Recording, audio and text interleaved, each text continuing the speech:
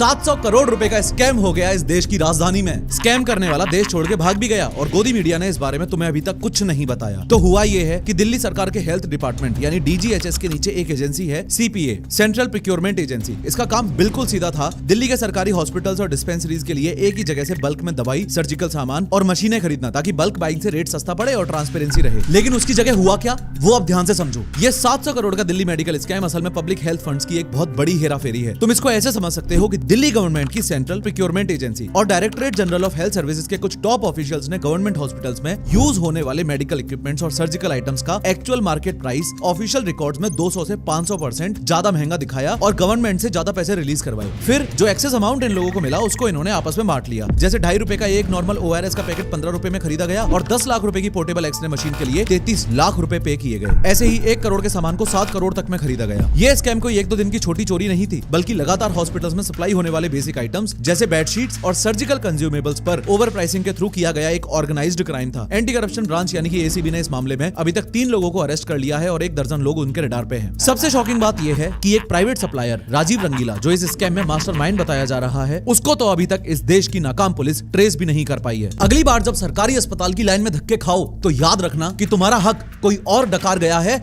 और गोदी मीडिया तुम्हें कभी ऐसी बातें बताएगी भी नहीं।